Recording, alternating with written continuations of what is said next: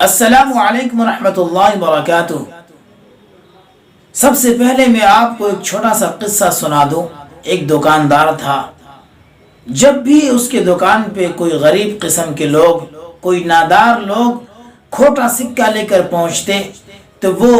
اس کھوٹے سکے کو نظر انداز کر دیتا تھا اور اسے سودا دے دیا کرتا تھا، اس کی ضروریات کو پورا کر دیا کرتا تھا۔ جب اس کی موت واقع ہو گئی، جب وہ پہنچا تو ان سے پوچھا گیا کہ بھائی تم دنیا سے کیا نیک عمل کر کے لائے ہو، تم نے دنیا کے اندر کیا نیکی کی ہے؟ تو اس نے برجستہ کہا کہ اے میرے مولا، میرا کچھ زیادہ نیک عمل نہیں ہے، لیکن ہاں اتنا ہے کہ جب میرے دکان پہ تیرے غریب قسم کے بندے کھوٹا سکہ لے کر پہنچتے تو میں اس کھوٹے سکے کو نظر انداز کر کے ان کی ضروریات کو پورا کر دیتا، صرف اسی وجہ سے کہ ایک دن میں بھی اپنے رب کے سامنے حاضر ہوں گا اور اس کھوٹے عمل کے ساتھ حاضر ہوں گا، میرا رب بھی کھوٹے عمل کو معاف فرما دے گا۔ جس طرح آج میں تیرے بندے کو کھوٹے سکے لے کر ان کی ضروریات کو پورا کر دیتا ہوں، اس طرح کل قیامت کے دن بھی تم میرے کھوٹے عمل کو پسند کر کے اور میرے ساتھ ہمدردی کا معاملہ کرے گا، میرے ساتھ بھلائی کا معاملہ کرے گا۔ اللہ تعالیٰ نے اسے قبول فرما لیا۔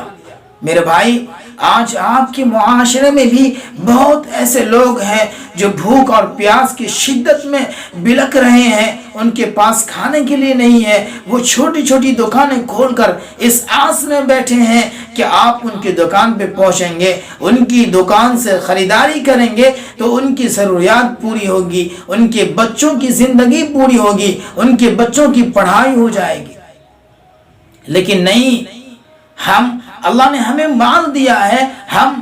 بڑی بڑی دکانوں میں شاپنگ کرتے ہوئے نظر آ رہے ہیں۔ اللہ نے ہمیں مال دیا ہے، ہم آن لائن شاپنگ کرتے ہیں۔ بھائی، آپ آن لائن شاپنگ نہ کریں، اب بڑی بڑی دکانوں میں نہ جا کر بلکہ اس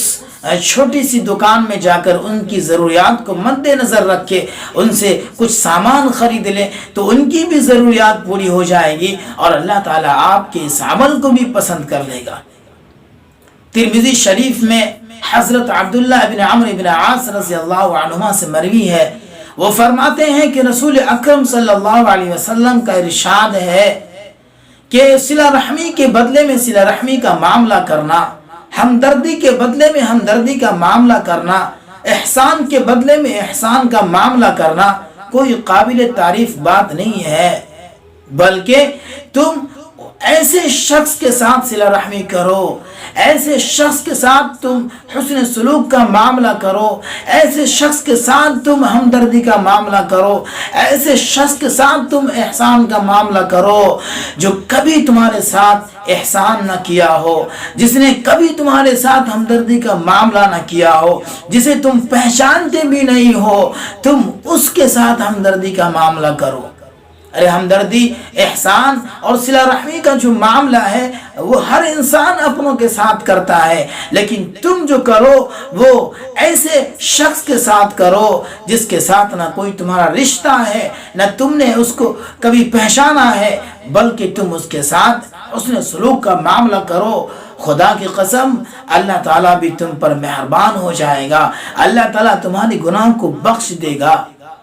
تو آج جو معاشرے کے حالات ہیں ہم سب اس سے بخوبی واقف ہیں، ہمیں اللہ تعالیٰ ان ساری چیزوں پر، ان ساری باتوں پر عمل کرنے کی توفیق مرحمت فرمائے۔